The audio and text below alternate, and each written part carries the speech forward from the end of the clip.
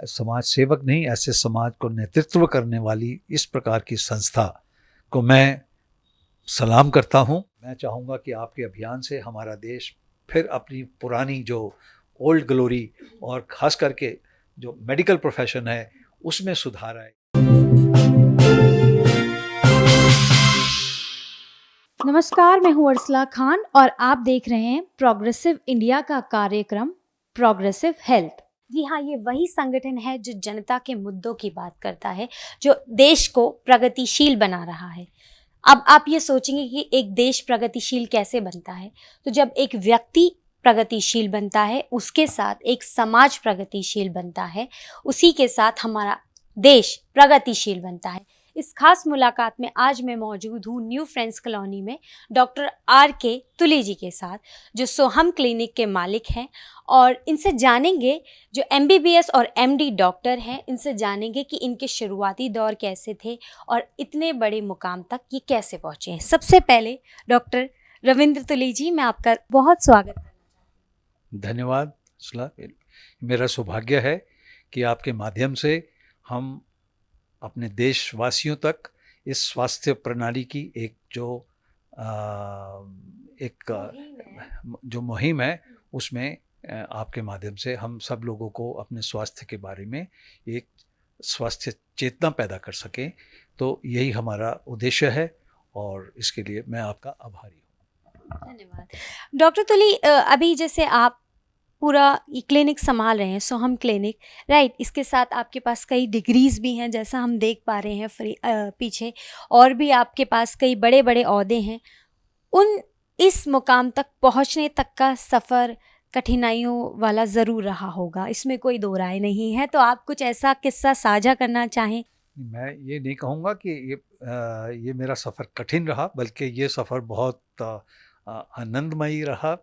और हाँ, आज मुझे जो स्वास्थ्य प्रणाली है उसको देखते हुए थोड़ा कष्ट ज़रूर होता है कि हम कुछ गलत मार्ग पे चल पड़े हैं, कि आज जो हमारी स्वास्थ्य सेवाएं हैं वो जो आधुनिक चिकित्सा प्रणाली यानी कि modern allopathic system of medicine के ऊपर आके सीमित हो गई हैं।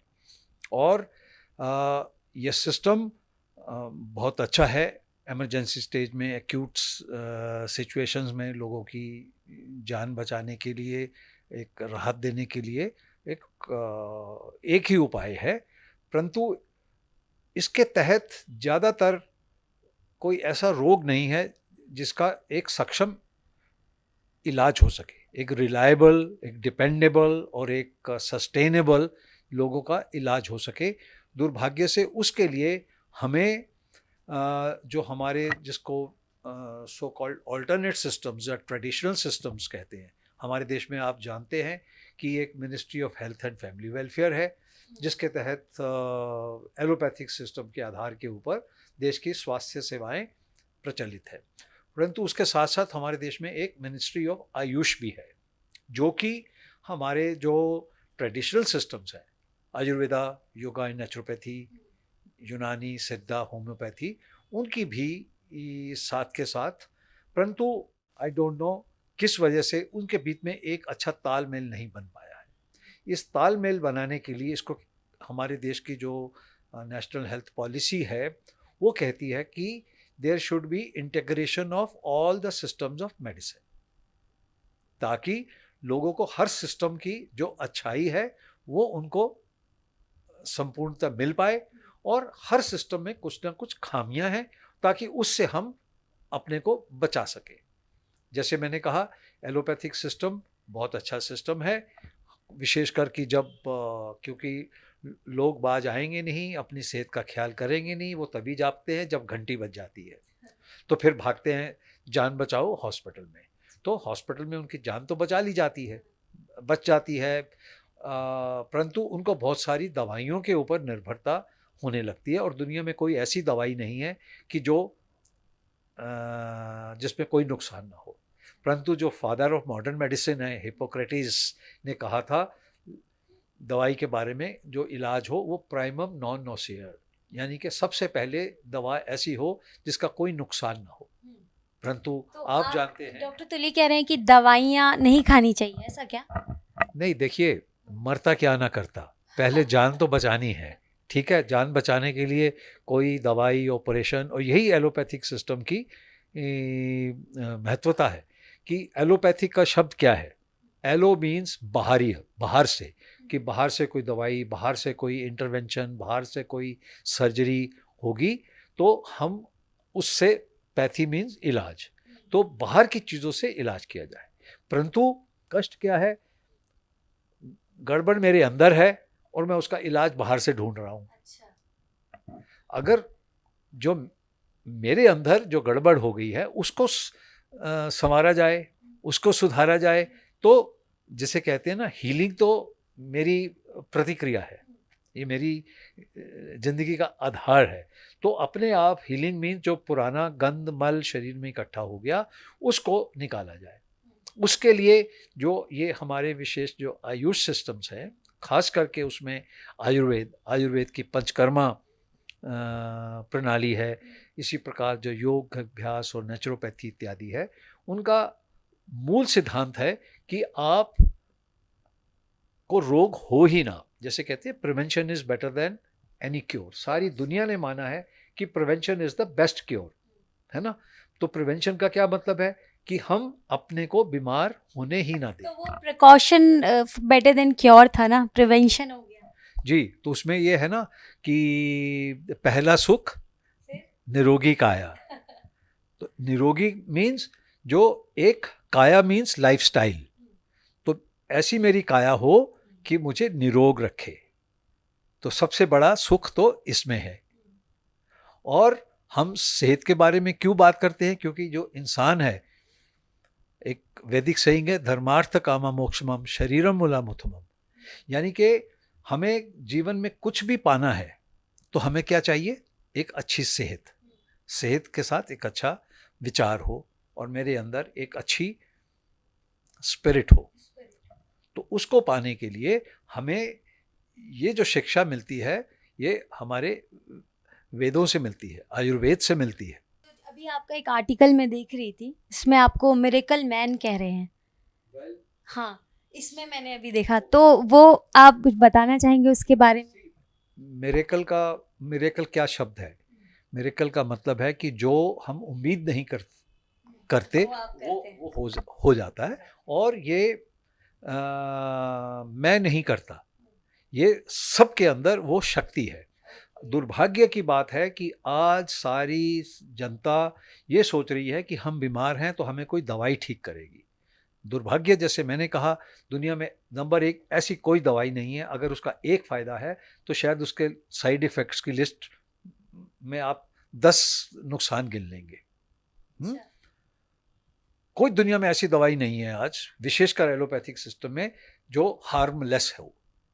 तो हाँ, उसका फ़ायदा है, उसका फ़ायदा हमें जब ज़रूरत पड़ने पे ज़रूर लेना चाहिए, पर एक दवाई को लेने के लिए फिर उसके लिए काउंटर दवाई देनी पड़ती है। उसके लिए काउंटर दवाई यानी कि आप उस में फंसते जाते हैं और दिन पर दिन आपकी बीमारी, जिसको हम मॉर्बिडिटी कहते हैं, वो बढ़ती जाती है। और आज दुनिया में माना गया है कि जो भी चिकित्सा प्रणाली है वो किसी एक सिस्टम के ऊपर आधारित नहीं हो सकती। जैसे एलोपैथिक सिस्टम पिछले 30-40 वर्षों में हमारे देश ने बहुत तरक्की करी है और आज हमारे देश में वर्ल्ड क्लास हॉस्पिटल्स हैं। दुनिया में डॉक्टर्स, इंडियन डॉक्टर्स की तो प्रतिष्ठा सारी दुनिया ने मानी है। तो बेस्ट से बेस्ट हमारे पास डॉक्टर हैं और अच्छे से अच्छे हमारे पास अस्पताल हैं और लेटेस्ट जितनी भी दुनिया की टेक्नोलॉजी। आपसे डॉक्टर तुली, अभी आपसे बातचीत करते दौरान पता चला कि आप कहते हैं कि हॉस्पिटल जितने कम हो उतना ज़्यादा बेहतर है।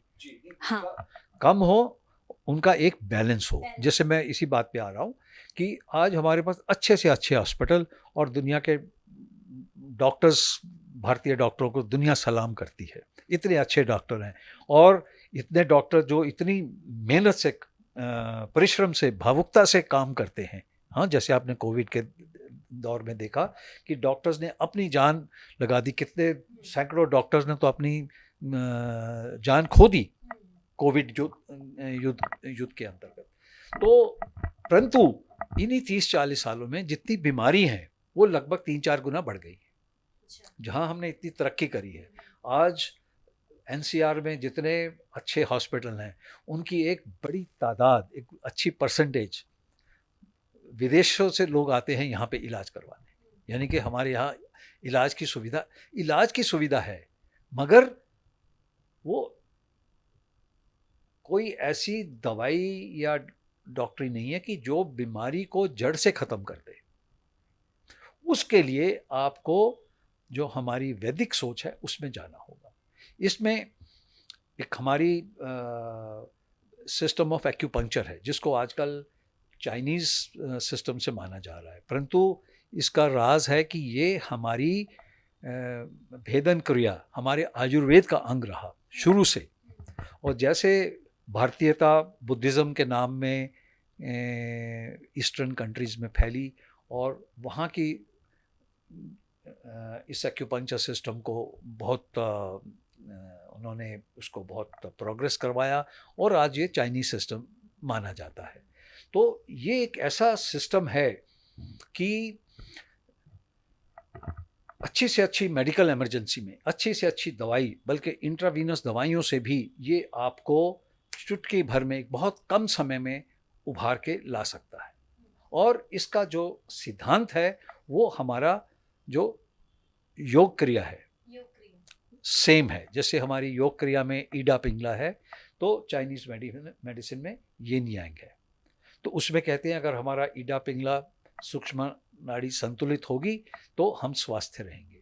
इसी प्रकार एक्यूपंक्चर सिस्टम में यिन यांग है, अगर इसका हम बैलेंस कर दें तो हमारा जो अंदर का इंटरनल सिस्टम है जिसको होम्योस्टेसिस बोलते हैं, homeostasis of the internal milieu, यानी कि मेरे, तो वो जब हो जाता है तो हीलिंग मेरी एक प्राकृतिक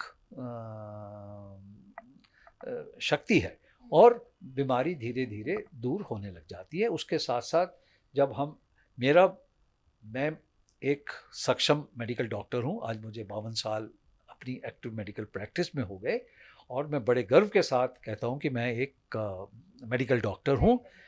और परंतु मुझे अपनी ताकत को समझना है और जो मेरी कमज़ोरी है उसको कैसे उभारना है, ये भी मेरी अपनी प्रति और अपने प्रोफेशन के प्रति मेरी जिम्मेदारी है। जैसे आपने बोला नए नए वेरिएंट भी आ रहे, ओमिक्रॉन, डेल्टा, तो लोगों को क्या आश्वासन देंगे कि ये प्रिकॉशन फॉलो करना चाहिए? मतलब medicine is not priority, right? तो सबसे पहले क्या होना चाहिए? बिल्कुल, तो हमें अपने स्वास्थ्य की ओर ध्यान देना चाहिए, अपनी जीवन शैली को उधारना चाहिए। अगर मेरी सेहत अच्छी होगी तो वही मेरा सुख होगा, उससे मेरी अपनी जो रोग प्रतिरोध शक्ति है जिसको इम्यूनिटी बोलते हैं वो इतनी स्वस्थ होगी, मेरा ऑरा इतना स्वस्थ होगा कि कोई कीटाणु मेरे पास खटक भी नहीं पाएगा, कोई दुश्मन, कोई बीमारी मेरे पास आ ही नहीं पाएगी और मैं एक निरोग हो जाऊंगा। और जैसे हमारी वैदिक प्रार्थना है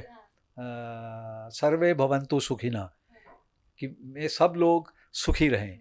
सर्वे संतु निरामया मीन्स कि कोई भी किसी प्रकार से बीमार ना हो, रोगी ना हो, सब निरोग रहें।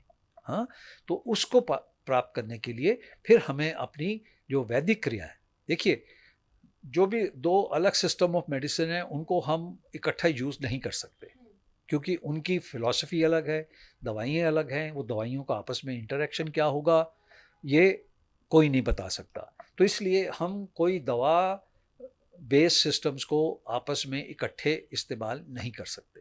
तो जब हम कहते हैं integration of the different systems of medicine और हेल्थ, तो उसमें हम जो बेसिक दवा बेस सिस्टम्स हैं कि मैं एलोपैथिक भी दवा ले रहा हूँ, उधर से यूनानी दवाई भी लेने लग गया और होम्योपैथी भी लेने लग गया या आयुर्वेदिक भी ले रहा हूँ, तो वो दवाइयों के आपस के टकराव, और ऐसा नहीं हो सकता। और ऐसा हमारे सुप्रीम कोर्ट के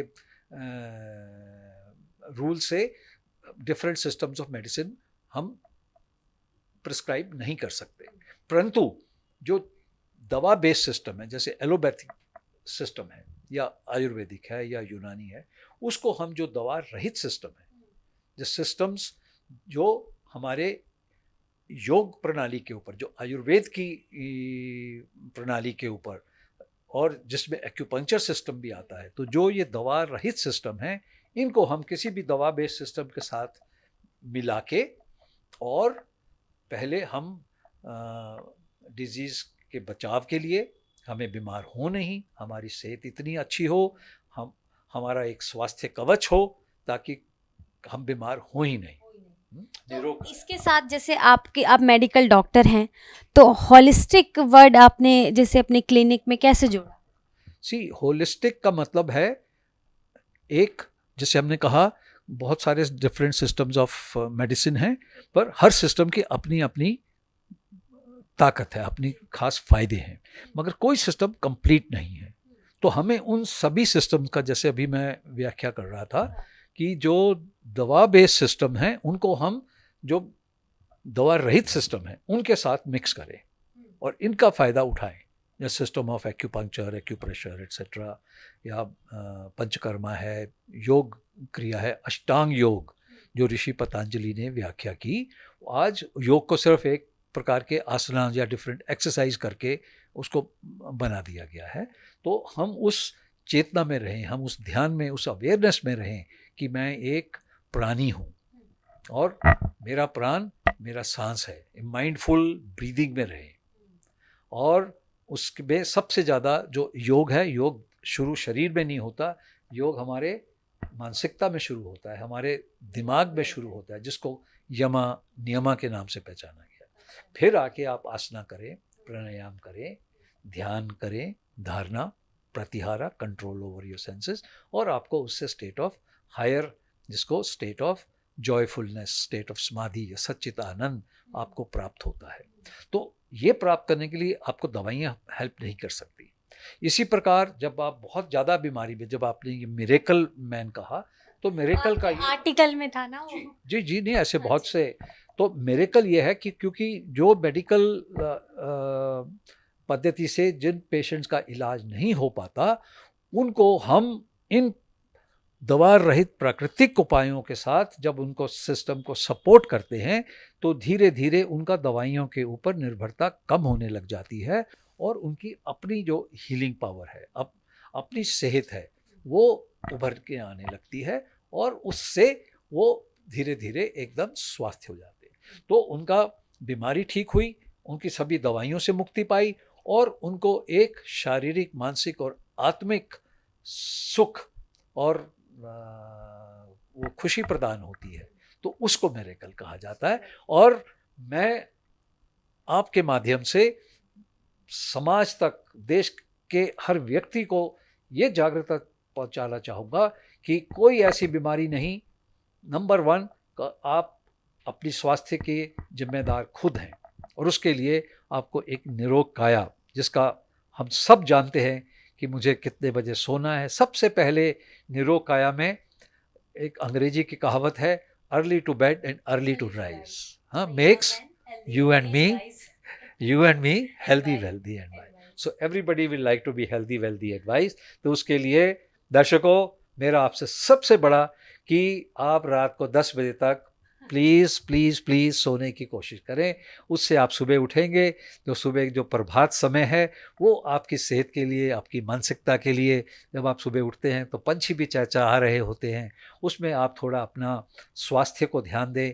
रोज़ कम से कम 1 घंटा अपने स्वास्थ्य के लिए निर्धारित रखें, अपना पूजा पाठ करें, अपनी दिनचर्या शुरू करें। और वो कहते हैं early bird gets the worm.